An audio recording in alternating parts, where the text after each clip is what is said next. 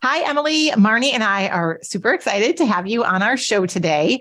We connected with you online, and then both of us have experienced an Akashic Records reading with you, which was quite moving and really honestly had a profound impact on helping me make a pretty big decision recently. And you clearly have a lot of very unique gifts, and we can't wait to share these with our listeners today. Yay. Thank you so much. I'm so excited to be here. Yeah. So before we dive into the interview, we'd love for you to share what is your one non-negotiable to start each day? Oh, I love that question. So for me, of course, non-negotiable is getting enough sleep. Sleep is a huge thing for me and the work that I do. And if I'm not getting great sleep, then it really affects the quality of how I can show up and help my clients and even my intuitive gifts. It really affects everything. So making sure that I'm getting to bed at a good time, making sure I'm doing my nighttime routine, the house is cold enough, and getting that good quality sleep is essential. Feel the same. So great. Yeah. Yeah. I mean, I can't do anything without my sleep. I'm like a total wreck. One night of lack of sleep and I'm in trouble. And I was thinking about your gifts and what you're going to share with everyone. And I'm like, wow, I can't imagine trying to do what you do without a good night's sleep. So, oh, yeah. Yeah. And I used to work in the corporate world. And when I was working in the corporate world, I would get up at 5 a.m. to go to the gym, and I would have this really intense day. And then I would get like 5 or 6 hours of sleep at night. And I have no idea how I functioned at that time. So now that I'm able to like be an entrepreneur, have a very open schedule where I can get that nice 8 hours of sleep a night, it has made such a huge impact on me and how I feel.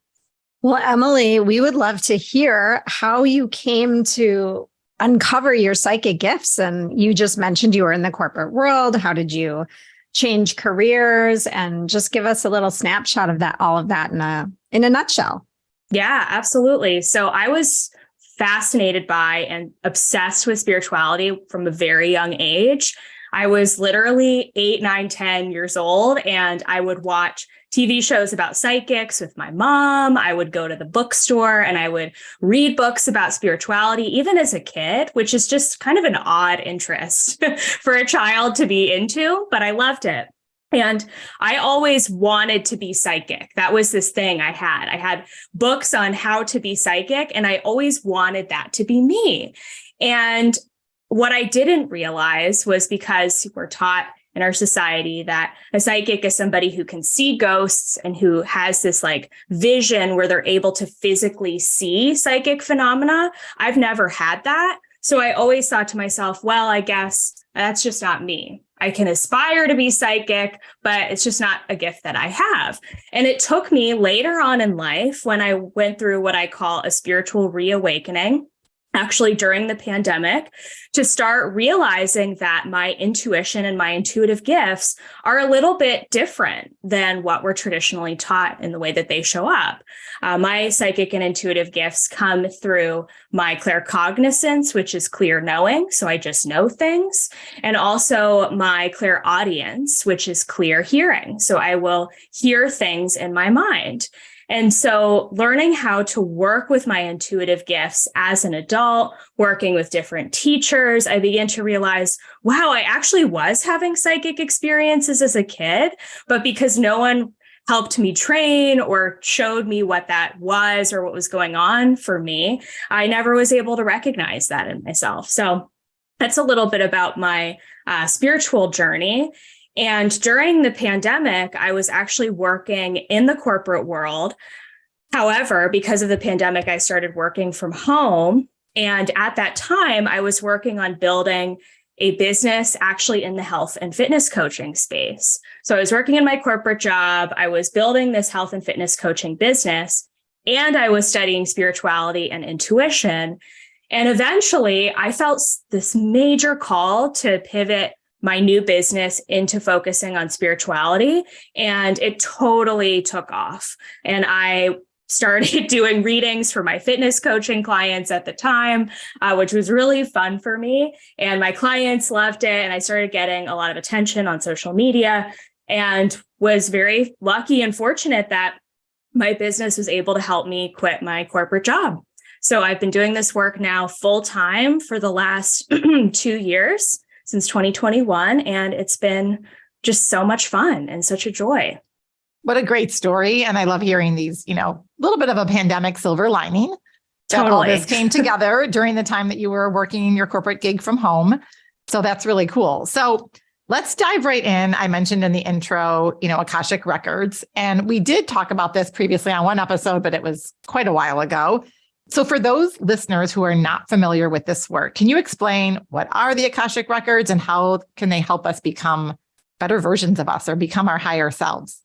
Absolutely. So the Akashic Records are a non-physical, multi-dimensional, high-frequency, energetic library of information about every soul, everything ever in existence. When I first learned about the Akashic Records, I thought that they were this physical library. Can you say that again?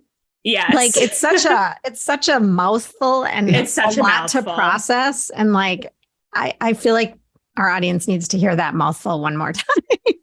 Yeah, absolutely. So they are a non-physical, energetic, multi-dimensional library. So the way that the analogy that I like to give is that the Akashic Records are like a cloud storage library of information about our universe, about every single soul on planet Earth, about every event that's happened on planet Earth. And the Akashic Records being a non-physical library, so meaning it's made out of energy. This is sort of like the basis of quantum physics comes from. Because it's an energetic library, I use my psychic and intuitive senses to tune into that energy and pull information about my clients that I do readings for. Wow. And that's overwhelming. Just someone listening that has no idea.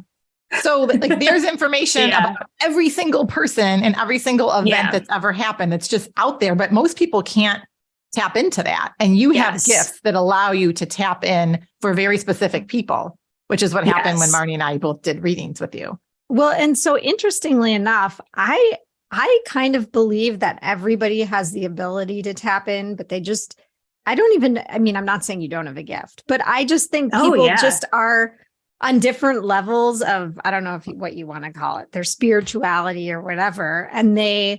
But I suspect that everybody could figure out how to tap into their own gifts and do some of this. Absolutely. And I personally believe that we are all intuitive and that we all have access to psychic gifts and intuition. We just need to learn how to work with them and maybe work with a mentor in order to figure out how to open them up. But we all can absolutely access the Akashic Records through meditation, through focused intention setting, asking questions. And the reason why I chose to start working with the Akashic Records is because at the time when I discovered the Akashic Records, I was doing mediumship readings and I was doing psychic readings. So what are those? Mediumship is connecting with loved ones on the other side. And psychic readings are basically giving people intuitive guidance for what's going on in their life. And I felt like the readings that I was doing were kind of scratching the surface of what I had access to about the person that I was reading for. Like, for example, let's say a client would come to me and they would say, I'm really frustrated because I want to move and I can't, for whatever reason, I can't find the right house, or this move is just not panning out the way that I want it to. In a psychic reading, I would tell them, oh, well, here are a couple of reasons of what's going on. But in an Akashic Records reading, I have so much more access to information that I can help the client discover, oh, well, you made a past life contract that's making it difficult for you to move to that specific place, or you made a vow of isolation, and so you're not meant to live in a city in this lifetime, or any other number of reasons multidimensionally that could be contributing to whatever resistance is coming up for them in their life. So interesting. That's so cool, because there are times when someone desires a certain thing, whether it's like a new job or moving to a new city, and it's just not happening for them for many reasons. And you're like, why? I'm trying, I'm putting myself out there. And it would be somewhat, maybe you're a little disappointed, right? But somewhat nice to know that maybe there's a reason like a higher purpose or something like you said from your past life. So instead of trying to force what you want, you can just accept. There's some like acceptance and maybe there's some like relief and freedom in knowing that. And then absolutely, maybe you can help guide them with maybe what they could be considering is an alternative. And one of the big points and one of the big important parts of the Akashic Records is that our intention is always focused on what do you want to create for yourself? Like, where do you want to go? What do you want to manifest for yourself? We believe that we are all creator beings, meaning that we have the possibility to create and manifest for ourselves whatever we want to create. And so working in the Akashic Records helps us to kind of reverse engineer that by figuring out, okay, what are some of the energetic blocks and resistances or past life reasons or many other things that can come up that could be blocking you or a client from creating the outcome that they want for themselves. Or also realize that's not really what they want in the first place. And maybe what they think they want is based on a belief that they've received from their parents or from society or from religion or any other external source that has conditioned them to believe that they need to have a certain outcome. So who came up with the Akashic Records? Like, where did this come from? Do you know? So there are many channelers out there who teach different methodologies and methods for tapping into the Akashic Records. I don't know who the first person is to ever tap into them, though. But it's just, I think it's so interesting when there are so many different channelers and psychics who are able to tap into the same frequency of information and receive similar answers, like, similar information. Who named them the Akashic Records? Like, how do you know how far back that goes? So the word Akashic is Sanskrit for the energetic substrate of which all of life is formed. So Akasha. Okay, that makes a lot of sense. Yeah. So Akasha is literally the energy of life. So when we're tapping into the Akashic Records, we're tapping into the energy of which all of life is formed. Yeah. And it's interesting because I probably only heard about this maybe 2 years ago. And it was on one of our former podcast episodes. I'm like, why haven't we heard of this before? And I think the other important thing to realize is that it's not a human-made thing. We want to come at it from the concept of it being like a human-made thing, but it's actually, if we're thinking about it multidimensionally, there are actually ascended masters and spirit guides who work in the Akashic Records and who keep the Akashic Library. So there are higher frequency beings who kind of preside over this Akashic Library per se. And they're the ones that I speak with as the channeler when connecting to the Akashic Records.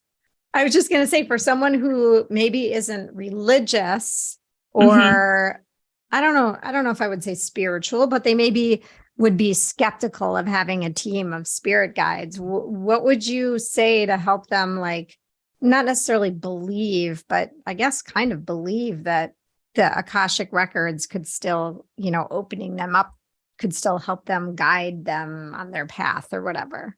Does that make sense? Totally. Yeah, absolutely. And I would say a couple things. I would say it's one of those things that you have to sort of wake up to, like your consciousness has to be ready for it and ready to receive it. And if you're just not there, then, no stress. I am not in the business of converting people or like convincing people about the work that I do. It's just something that I find in the spiritual community, people wake up to it and then they become intrigued by it. And then they buy the book about the Akashic Records and then they kind of find their way. So it's something that you sort of find. But for anybody who is like thinking about, oh my gosh, spirit guides, do I have a spirit guide? What does that look like? I believe that we all have a team of spirit guides, not just one spirit guide, but a multitude of guides. A lot of us in religion are taught about guardian angels and the fact that we have guardian angels who watch over us and who can protect us from harm in certain situations. And that is absolutely true. And they are not just our soul spirit guides, but they're actually part of our whole team of guides. And they are here to help facilitate our life experience so that we can be nudged along the path that our soul chose to take in this lifetime. And I think, and Emily, I'm just thinking back to like my experience with you when I did a reading. And it's, sometimes there are things that in the back of your head, if you really had quiet time and you were meditating and you were being intentional, there's probably voices in the back of your head telling you maybe you should do something or should not do something. And then when you tap into these records, it almost like it solidifies what you probably knew in your gut. If you, like Marnie said early on, all of us have these abilities. It's just how do we tap into them and being ready and being open and receptive to it. But there Absolutely. were very unique things that you said that were so specific to me. And maybe you can even touch on like past, like you're able to talk about people's past lives. And I know not everyone believes in that. I personally do believe in past lives. And that's all part of these Akashic records, right? Yes. Yep. Absolutely. So part of what the Akashic Records teaches is that we are, let me think of the best way to explain this. So we are not just one soul existing in one body in this lifetime right now. In fact, we have what's called an oversoul, which is the umbrella of our soul. And the umbrella of our soul is made up of each lifetime that we have lived in on this planet. So our soul, perhaps maybe we've had 50 lives or 100 lives or 1,000 lives. And all of those are contributing and giving back to our oversoul. And our oversoul is the one who directly reports to God, to source. And so the purpose of life and the purpose of being, on this planet, going throughout the course of your lifetime is to learn specific things that your oversoul has a specific purpose that it wants to learn about. And then all of that information you are returning back to God and to source energy, which contributes to the whole. I find this very fascinating. And I think, it's when you feel like there's things you want to accomplish or why you're not doing something. And there are these maybe roadblocks or, I think as an entrepreneur, you can easily compare yourself to other people and why you're not doing something that they're doing, or you're not having the success or what have you. And understanding maybe in this lifetime right now, you're not meant to do that work because of something that happened in the past, or maybe just not right now. Maybe it'll happen 10, 20 years, but there's other things that you are meant to do. And it's just like kind of tapping into your soul and what, like you said, this oversoul that's looking out for you based on your past lives. Absolutely. Yeah. So in our past lives, could we be any kind of being? We could be a tree, a dog, whatever. Not necessarily. What I have found is that human souls tend to stay human souls and animal souls tend to stay animal souls. But we can have past lives where we were different genders, male, female. We can even have lifetimes where we are in between lives, helping people cross over, helping people plan for their next lifetime on Earth, training in between lifetimes, learning different things, going to spiritual classes per se. And all of that helps us to prepare for our next lifetime here. The other thing I find kind of interesting, and just thinking about people that you interact with and family members, think about like, I'm one of 3 kids. I have 3 kids. Marnie has 3 kids, and they could all be so different. And people are always like, how can 3 children from the same parents be completely different, like from a personality standpoint or their strengths? This, to me, explains a lot of that. I don't know what your thoughts are. I'd love to, because we've had different experiences in different lifetimes. And that's why they may be so different, even though physically they could look just like the parents. Oh my gosh, absolutely. And I personally believe that we're the sum total of all of our lifetimes. So all of our quirks that we have in this lifetime, the weird things that we like, or our phobias, the things that we don't like, that we can't stand, that also is coming from our past lives. Like, for example, I have a niece who is 8 years old and she is deathly afraid of chickens, like cannot go near a chicken, like can't even stand to look at like an animal figurine of a chicken. And she's had no negative trauma with chickens in this lifetime. Nothing bad has happened. So that has to come from a past lifetime, in my opinion. And I also have a nephew who's 10, and he's such what we call an old soul, right? We say that all the time. And what does that mean? That just means that it's a wise soul who has had a lot of lifetimes and a lot of different experiences. And that's why they have such a more advanced perspective on the world than some people do who are the same age. Well, and it's funny because I really see that in my kids. Like I have 2 kids that I would say are very old souls and one that's a young soul. I think I was a young soul as a child. Maybe now I'm not as young of a soul, I like to think. But I see it with my dogs. Like I literally had one dog that was an old soul and one that was is a very young soul. So I don't know. It's interesting. Yeah. And also too, with animals, like we travel through lifetimes with our animal, with animal souls. So like pets that you have in this lifetime were definitely pets of yours in past lifetimes. And that's why people have such deep connections with their pets. Mm-hmm. That's super interesting because I hadn't thought about that before with the pets. Maybe talking a little or shifting gears a little bit, authenticity. So why is authenticity so important and how does it connect or influence, different aspects of our lives, and how can it help you manifest what you desire? Yeah, I love that question. So my whole brand, me as a person, I built my business on authenticity and being my true authentic self. And what does that mean? That means being who you really are without caring about what other people are going to think of you. And with letting go of some of the projections from our society, from other people around us that have taught us that we need to act a certain way or dress a certain way or show up in a certain way, and letting go of all of that and really returning to who you really are.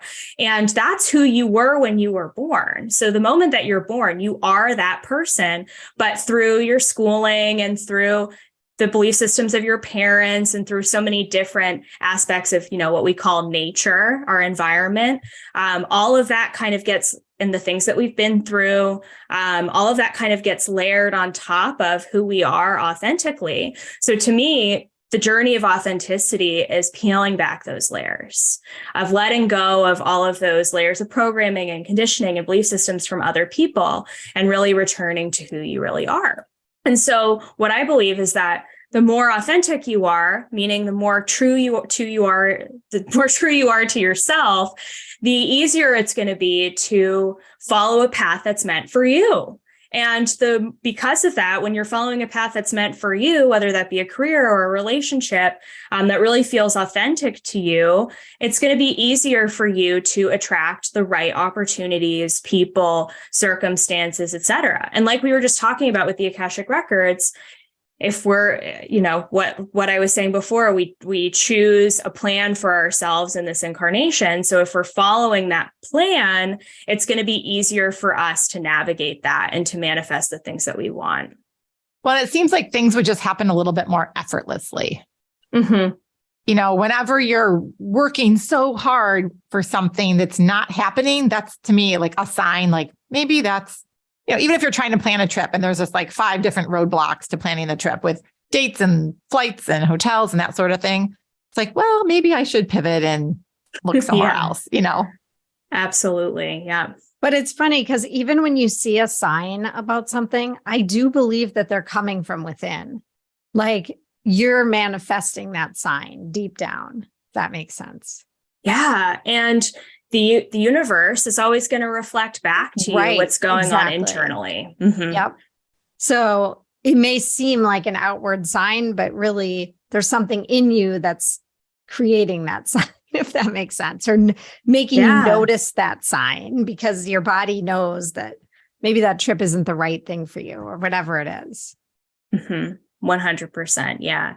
I was just going to say, and the Akashic Records teaches us too, that there are unlimited possibilities for healing. And so if we have been through a lot of challenging circumstances in our life or roadblocks or obstacles that have taught us that we can't do things or that we're not worthy of our desires or that have created belief systems that we're not good enough or we're not perfect enough, the Akashic Records gives us the opportunity to heal those things and let go of those beliefs so that your internal reality becomes a match for what you want for your external reality. So letting go of that belief that I am not worthy enough can help you become worthy of what you want, and then it will show up in your external environment. So how do you work with people to tap into that from a healing? Like, just give the example of healing and being worthy. How do the Akashic Records and really working with you in particular? How can that help someone? So like I was saying before, we focus on an outcome, a goal, a manifestation, something that we want to create. And then we sort of work to reverse engineer it. So working with a client, maybe they present to me that they want to manifest a new home. We would take a look at, okay, what are some of the things that have happened in your past, both in your past lives and in this lifetime in your childhood, that could be energetic blocks for manifesting that home. So it could be belief systems that you're not good enough of having the home that you want. And what we do is what I lead my clients through a little bit of a meditation experience to discover what are the memories or experiences that you've had that have created that belief system. And then we heal it. And the Akashic Records, being this energetic library, the idea is that everything is healed and cleared across all timelines. That belief system is gone, and therefore you're a step closer to manifesting that house. Interesting. Okay, so I have a really maybe out there question for you. I love it. But have you ever experienced, like in a dream, like in a sleep state, where you're like going across timelines, or like you feel like you've entered a different dimension? I don't know. Yeah, for sure. How to even ask what I'm trying to describe. Oh my gosh, absolutely. And the dream world is the perfect example of us and our soul tapping into other dimensions, like other frequencies. The Akashic Records is a dimension. It's a frequency. Where we go in the dream state is called the astral realm. So when we're dreaming, we're tapping into, our soul is literally going there to the astral realm. And our subconscious mind creates the things that we end up seeing in the astral realm when our soul is energetically traveling. So some people have really unbelievable dreams where they're traveling to different dimensions, realms, places. And sometimes people have dreams that are more down to earth with what's going on in their life now. And that's because the subconscious mind is creating a dream experience in order for them to receive a message or heal or whatever it is. So I think it's super interesting. And like my husband has these wild dreams, like on a regular basis, like so out there, I can't even begin to describe. And he's like such a like conservative, even-keeled kind of guy. He has these dreams. I'm like, what's going on? You have like this alternative world you're living in when you're sleeping. Okay, that would be something interesting to untap a bit, Marnie. Yeah, except that he doesn't believe in any of this. So I love that. You mentioned that you could key into how Stephanie and I maybe have known each other in a past life. Yeah, let's do it. Should we do it? Yes. Okay, just give me a couple minutes to tune in, and I have both of your permission to tune in to your energy. Okay, you do. Yep. Yes. Okay, give me 1 second to do that. Okay, so what I'm being shown is that the two of you had a past lifetime, actually super interesting. They're saying specifically in Tokyo, Japan, and the two of you were sisters in this past lifetime. And it's really cool because they're showing me that the two of you had this obsession with food in this past lifetime and like cooking. And this feels like a more modern lifetime. So if it wasn't your last incarnation, it was one of the last couple. And there's this like emphasis on cooking food that's not necessarily from Japan, like cooking more Western food or like being very creative with your cooking and the recipes that you were making together. But there's like a family aspect to it. I don't know. I don't think you owned a restaurant, but there's some sort of like, you were always cooking together and sharing food with the people that were important to you. Oh my gosh, that is so interesting. So, Emily, at this point, our listeners are probably really intrigued about maybe even how they can start tapping into their own gifts to experience joy and have more fun, which I know is just part of your overall, mission within your work. So, can you maybe share how you could start working with your own spirit guides and find the answers that you're seeking from within? And I know you kind of mentioned like meditation or intention setting. Yeah, absolutely. So the first piece of the process is really cultivating quiet time and space for you. That's kind of the hardest part, I feel like, for most of us, and myself included, is to create quiet, free time to tune in to yourself. Even before we even get to spirit guides, it's like, okay, how can we cultivate a process where we can go inwards for a few minutes a day and just like check in with ourselves internally and how we're doing? So one thing that I teach my clients with when it comes to intuition and the psychic gifts is that if they want to connect into their spirit guides and their intuition, we need to get rid of all the mental chatter and all of the stuff that's going on up here first. So I have them cultivate that quiet practice where they're taking a few moments for themselves, and then they're doing a journal dump where they're getting out of their head and onto paper all of the worries, the fears, the anxieties, the stress from the day and from the week that may be clouding sort of their intuition from coming through. So that's a really great practice for you to try. And then once you've done that, going into the meditative state, taking some deep breaths, and just setting the intention to connect with a spirit guide is the best way to facilitate that process and make a connection. I have a meditation that's for free on my YouTube channel that's called the Spirit Guide Meditation. So people can check that out as well. I will send you the link. And doing that meditation can help them facilitate a connection. And we'll link all that up in the show That's great. notes That's really helpful. Because so people can find you. Do you want to share where people can find you? Yes. So I'm Emily the Mystic on Instagram and Emily the Mystic on YouTube. And also you can find me on my website, emilythemystic.com. Awesome. So as we start to wrap up this conversation, I thought maybe you could share an example of a client that you've worked with over the last couple of years and how you were able to get them to tap into their intuition and really live a more aligned and purposeful and joyful life. Yeah, so I would love to talk about my client, Erica, who I worked with for 6 months, a little over 6 months last fall. And at the time, Erica was a new spiritual business owner. She had felt like she wasn't gaining a lot of success and traction in her business. And she also just felt like things weren't unfolding as quickly as she wanted them to. So I helped her by working in the Akashic Records. We did a lot of past life work. We did a lot of childhood healing from this lifetime. We helped her gain a lot of confidence in herself and in her gifts. And since I worked with her, she has gotten engaged, and she also manifested a spot on a TV show. And her TV show episode just came out, which was super exciting.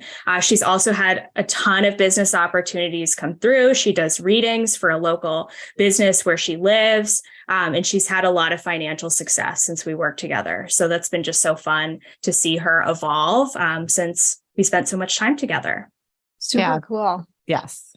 So Emily, as we wrap up this question, as we wrap up this conversation, one question we like to ask all of our guests is, what does the art of living well mean to you? The art of living well means allowing yourself to live in the present moment and really just enjoying life. Taking it day by day, step by step, and enjoying the process of just life, finding those little things that bring you joy, whether that's your cup of tea in the morning or getting outside and being in the sunshine, getting fresh air, just really allowing yourself the time to do the things that are meaningful for you and that bring you joy, and cultivating that sense of presence and really just being present in this moment right now and not worrying about the past or what could happen in the future. Yeah. Beautiful, simple, hard to do. Yeah. But I think that's a great one for all of us to aspire to. Yeah. I know myself, I'll speak to myself. personally. Absolutely. No, Yeah. the sun is calling me outside right now. Like I know. I haven't set foot outside today. And That's Emily, hard I on think me. I'm going to take a tip from our reading together to ground myself every day. And I'm just going to walk barefoot in the grass. Love it. Yeah, maybe that.